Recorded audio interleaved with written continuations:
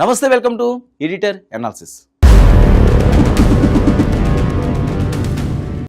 2029లో హర్షారెడ్డి రాజకీయ అరంగేట్రం.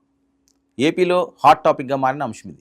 కడప లోక్సభ నుంచే పోటీ చేసే అవకాశం. వైఎస్ఆర్ వారసత్వాన్ని మరో తరానికి తీసుకెళ్లే ప్లాన్. కడపలో వైసీపీ బలోపేతమే లక్ష్యమా? సంచలనం రేపుతున్న కథనం ఇది. కడపలో వైఎస్ఆర్ కుటుంబం కంచుకోటకు బీటలు వాడడంతో జగన్ కుటుంబం కొత్త వ్యూహానికి తెరతీస్తుందా?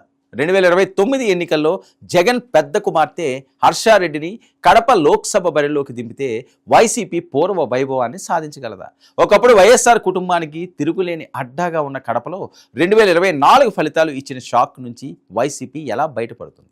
కడప లోక్సభ పైన ఈసారి సందేహాలు వ్యక్తమవుతున్న వేళ హర్షారెడ్డి ఎంట్రీ వైసీపీకి కొత్త బలంగా మారుతుందా?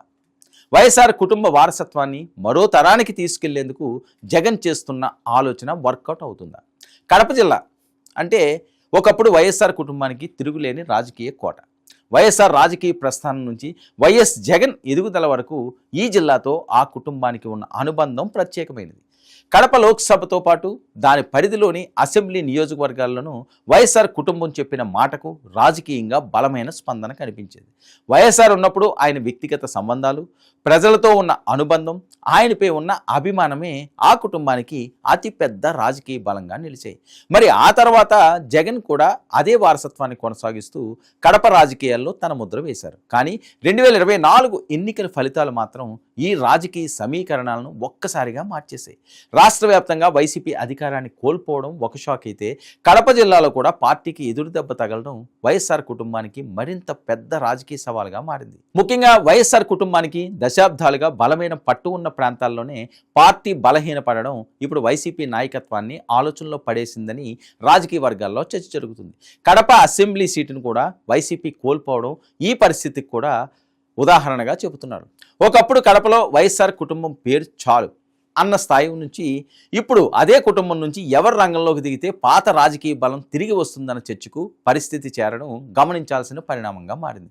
కడప లోక్సభ విషయంలో కూడా ఈసారి వైసీపీకి అంత ఈజీ కాదన్న అభిప్రాయాలు వినిపిస్తున్నాయి. ఇప్పటి వరకు వైఎస్ఆర్ కుటుంబానికి కడప లోక్సభ ఒక సేఫ్ సీటుగా కనిపించేది. కానీ మారిన రాజకీయ పరిస్థితుల్లో ఆ సీటుపై కూడా ఇప్పుడు డౌట్ వ్యక్తమవుతుంది. దీంతో వచ్చే ఎన్నికల నాటికి కడప అసెంబ్లీని, లోక్సభను గెలుచుకోవాలంటే కేవలం ఆ పార్టీ గుర్తు సరిపోదని, వైఎస్ఆర్ కుటుంబం నుంచి బలమైన వారసత్వ ముఖాన్ని ప్రజల ముందుకు తీసుకురావాల్సిన అవసరం ఉందని వైసీపీ వర్గాల్లో చర్చ జరుగుతుంది. అందులో భాగంగానే జగన్ పెద్ద కుమార్తె హర్షారెడ్డి పేరు తెరపైకి వస్తుంది. 2029 ఎన్నికల నాటికి హర్షారెడ్డి రాజకీయాల్లోకి వస్తారనే ప్రచారం కడప జిల్లాలో ఆసక్తిని పెంచుతుంది. ముఖ్యంగా కడప లోక్సభ నుంచి ఆమెను పోటీ చేస్తే ఎలా ఉంటుందన్న దానిపై వైసీపీ వర్గాల్లో చర్చ జరుగుతున్నట్లు తెలుస్తుంది. హర్షారెడ్డి రాజకీయాల్లోకి రావడం అనేది ఒక సాధారణ వారసత్వ ఎంట్రీగా కాకుండా వైఎస్ఆర్ కుటుంబ రాజకీయ బ్రాండ్ను మరో తరానికి తీసుకెళ్లే ప్రయత్నంగా చూడాల్సి ఉంటుంది. వైఎస్ఆర్ నుంచి జగన్ వరకు వచ్చిన రాజకీయ వారసత్వాన్ని ఇప్పుడు మూడో తరం ప్రతినిధిగా హర్షారెడ్డి కనిపిస్తే అది కడప రాజకీయాల్లో ఒక భావోద్వేగ అంశంగా మారే అవకాశం ఉంది. వైఎస్ఆర్ కుటుంబానికి కడపతో ఉన్న అనుబంధాన్ని మళ్ళీ గుర్తు చేయడానికి కూడా ఇది ఉపయోగపడుతుందని వైసీపీ వర్గాలు భావిస్తున్నట్లు ప్రచారం సాగుతుంది. ఎందుకంటే కడప రాజకీయాల్లో వైఎస్ఆర్ పేరు ఇప్పటికీ ఒక ప్రత్యేకమైన గుర్తింపు. అయితే ఆ గుర్తింపును ఎన్నికల విజయంగా మార్చడానికి ఇప్పుడు కొత్త తరం నాయకత్వం అవసరమన్న అభిప్రాయం కూడా ఉంది. జగన్ రాష్ట్ర వ్యాప్తంగా పార్టీని నడిపించాల్సిన పరిస్థితిలో ఉండడంతో కడప జిల్లా రాజకీయాలను ఎప్పటికప్పుడు స్వయంగా పర్యవేక్షించడం సాధ్యం కాదు. మరోవైపు కేవలం స్థానిక నాయకుల చేతుల్లో జిల్లా రాజకీయాలను పెట్టడం వల్ల వైఎస్ఆర్ కుటుంబానికి ఉన్న భావోద్వేగ అనుబంధం ప్రజల్లో అదే స్థాయిలో కొనసాగడం లేదన్న విశ్లేషణలు వినిపిస్తున్నాయి. అందుకే కుటుంబం నుంచి నేరుగా ఒక వారసురాల్ని కడపలో నిలబెట్టడం ద్వారా ప్రజలతో మళ్ళీ ప్రత్యక్ష సంబంధాన్ని పెంచుకోవచ్చన్నది ఈ వ్యూహం వెనుక ఉన్న ఆలోచనగా చెబుతున్నారు. ఇక హర్షారెడ్డి కడప నుంచి ఎంపీ అభ్యర్థిగా రంగంలోకి వస్తే ఆమె చుట్టూ మొత్తం వైసీపీ ప్రచారాన్ని నిర్మించే అవకాశం ఉంటుంది. వైఎస్ఆర్ కుటుంబ వారసత్వం, జగన్ నాయకత్వం, వైసీపీ భవిష్యత్ రాజకీయ ప్రయాణం అనే ఈ మూడు అంశాలను కలిపి ప్రజల్లోకి తీసుకెళ్లే అవకాశం ఉంటుంది. ముఖ్యంగా 2024లో వైసీపీకి వచ్చిన ఎదురుదెబ్బ తర్వాత పార్టీకి కొత్త ఉత్సాహం అవసరం. అలాంటి సమయంలో జగన్ కుమార్తె రాజకీయ ప్రవేశం పార్టీ కేడర్లో కూడా కొత్త జోష్ తీసుకురాగలదని భావిస్తున్నాడు. కడప జిల్లాలో వైసీపీకి ఉన్న పాత కేడర్ను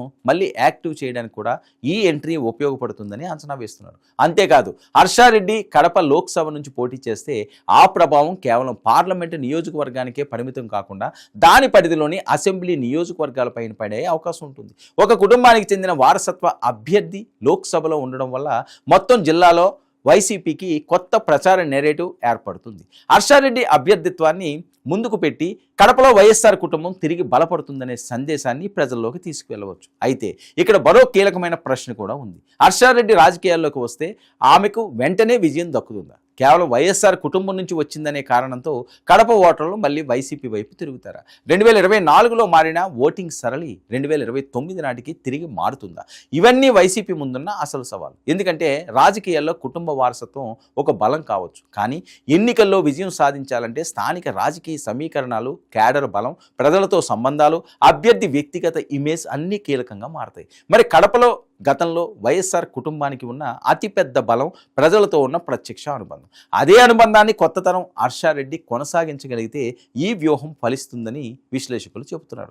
కేవలం ఎన్నికలకు కొద్ది నెలల ముందు అభ్యర్థిగా ప్రకటించడం కంటే ముందుగా కడప రాజకీయాల్లో ఆమెను యాక్టివ్ చేయడం వైసీపీకి కీలకంగా మారవచ్చు. నియోజకవర్గంలోని ప్రజల సమస్యలను తెలుసుకోవడం, స్థానిక నాయకులతో సంబంధాలు పెంచుకోవడం, పార్టీ కేడర్తో కలిసి పనిచేయడం, ఇంకా ప్రజా కార్యక్రమాల్లో పాల్గొనడం వంటి అంశాలు ఆమె రాజకీయ ఇమేజ్ను నిర్మించడంలో కీలకంగా ఉంటాయి. ఇదే సమయంలో అవినాష్ రెడ్డి అంశం కూడా ఈ వ్యూహంలో కీలకంగా మారే అవకాశం ఉంది. ప్రస్తుతం కడప లోక్సభ నుంచి వైసీపీ తరఫున అవినాష్ రెడ్డి ప్రాతినిధ్యం వహించారు. 2014 నుంచి వరుసగా 3 సార్లు గెలిచి హ్యాట్రిక్ సాధించిన ఆయనకు కడప రాజకీయాల్లో ప్రత్యేకమైన బలం ఉంది. మరి అలాంటి నాయకుడి స్థానాన్ని హర్షారెడ్డికి ఇవ్వాలంటే పార్టీ అంతర్గతంగా కూడా ఒక సమన్వయం అవసరం. అందుకే హర్షారెడ్డి కడప లోక్సభ నుంచి పోటీ చేస్తే అవినాష్ రెడ్డిని అసెంబ్లీకి పంపే ఆలోచనలో ఉందన్న ప్రచారం కూడా తెరపైకి వచ్చింది.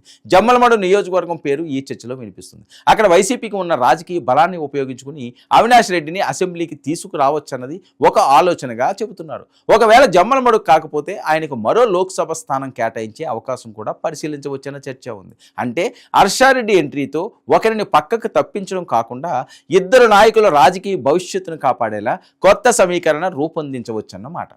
ఇది జరిగితే కడపలో వైసీపీ ఒకే కుటుంబ వారసత్వాన్ని కాకుండా కుటుంబంతో పాటు బలమైన స్థానిక నాయకత్వాన్ని కలిసి ఎన్నికల వ్యూహాన్ని రూపొందించే అవకాశం ఉంటుంది. అయితే వైసీపీకి అసలు పరీక్ష ఇక్కడే మొదలవుతుంది. కడప లోక్సభను మళ్లీ గెలవడం మాత్రమే కాకుండా దాని పరిధిలోని అసెంబ్లీ సీట్లను కూడా తిరిగి సాధించాలి. 2024లో ఎదురైన ఫలితాలు ఒక హెచ్చరికగా మారిన నేపథ్యంలో 2029కు ముందే పార్టీ తన లోపాలను గుర్తించాల్సి ఉంటుంది. కేవలం ప్రత్యర్థులపై విమర్శలు చేయడం ద్వారా కడపను తిరిగి సాధించడం సాధ్యం కాదు. స్థానికంగా ఉన్న అసంతృప్తులను గుర్తించడం, పార్టీ కేడర్ను ఏకం చేయడం, ప్రజలకు చేరువ కావడం, ప్రతి నియోజకవర్గంలో బలమైన నాయకత్వాన్ని ఏర్పాటు చేయడం అవసరం. మరి హర్షారెడ్డి ఈ మొత్తం ప్రక్రియకు ఒక కేంద్ర బిందువుగా మారితే మాత్రం వైసీపీకి కొత్త రాజకీయ శక్తి లభించే అవకాశం ఉంటుంది.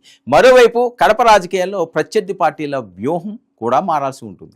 వైఎస్ఆర్ కుటుంబం నుంచి కొత్త తరం నాయకురాలు రంగంలోకి వస్తే ఆమెపై పోటీ చేయడానికి ప్రత్యర్థులు కూడా బలమైన అభ్యర్థులను వెతకాల్సి ఉంటుంది. కేవలం వైసీపీ వ్యతిరేక ఓటు మీద ఆధారపడకుండా హర్షారెడ్డి వ్యక్తిగత ఇమేజ్కు, వైఎస్ఆర్ కుటుంబ వారసత్వానికి ప్రత్యామ్నాయ నెరేటివ్ నిర్మించాల్సిన అవసరం ఏర్పడుతుంది. దీంతో 2029 కడప లోక్సభ ఎన్నిక రాష్ట్రంలోని అత్యంత ఆసక్తికరమైన పోరాటాల్లో ఒకటిగా మారే అవకాశం ఉంది. ఒకవైపు వైఎస్ఆర్ కుటుంబ వారసత్వం, మరోవైపు మారిన రాజకీయ పరిస్థితులు, మధ్యలో 2024 ఫలితాలతో వచ్చిన ప్రజల తీర్పు, ఇవన్నీ కలిసి కడప భవిష్యత్తు రాజకీయాన్ని నిర్ణయించనున్నాయి.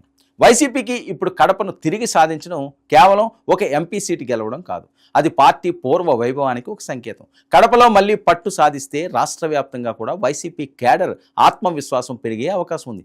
అందుకే హర్షారెడ్డి రాజకీయ ప్రవేశంపై జరుగుతున్న చర్చకు ప్రాధాన్యత పెరుగుతుంది. జగన్ కుమార్తెగా ఆమెకు లభించే గుర్తింపు ఒక బలం అయితే, తనకంటూ ఒక రాజకీయ వ్యక్తిత్వాన్ని నిర్మించుకోవడం మరో పెద్ద సవాల్. వైఎస్ఆర్ కుటుంబానికి ఉన్న పాత అనుబంధాన్ని కొత్త తరంతో కలపగలిగితే కడపలో వైసీపీకి కొత్త అధ్యాయం ప్రారంభమయ్యే అవకాశం ఉంది. 2024లో కోల్పోయిన కడపను 2029లో తిరిగి సాధించడానికి ఇదే వైసీపీ వ్యూహంలో కీలకమైన అడుగుగా మారుతుందా? మరి హర్షారెడ్డి కడప లోక్సభ బరిలోకి దిగితే వైఎస్ఆర్ కుటుంబం పాత రాజకీయ కోటను మళ్ళీ నిర్మించగలదా? కడపలో వైసీపీ కోల్పోయిన అసెంబ్లీ సీట్లను కూడా ఈ కొత్త వ్యూహంతో తిరిగి గెలుచుకోగలదా? హర్షారెడ్డి ఎంట్రీతో కడప రాజకీయాల్లో నిజంగా వైఎస్ఆర్ కుటుంబానికి పూర్వ వైభవం తిరిగి వస్తుందా లేదా అన్నది చూడాలి. చాలా ఆసక్తికరమైన ఇంట్రెస్టింగ్ రాజకీయ సమీకరణాలు మారుతున్నాయి. వైఎస్ కుటుంబం నుంచి మరో కొత్త తరం మనువురాలు సాక్షాత్తు కడప లోక్సభలో ఎన్నికల బరిలో ఉండబోతున్నారన్న ప్రచారం ఏపీ రాజకీయాల్లో ఒక షాకింగ్ అండ్ బ్రేకింగ్ న్యూస్గా మారింది. చూద్దాం మరి దీని పర్యవసానాలు ఏ రకంగా ఉంటాయన్నది. ఇది ఈనాటి editor analysis. Stay tuned to 99 news.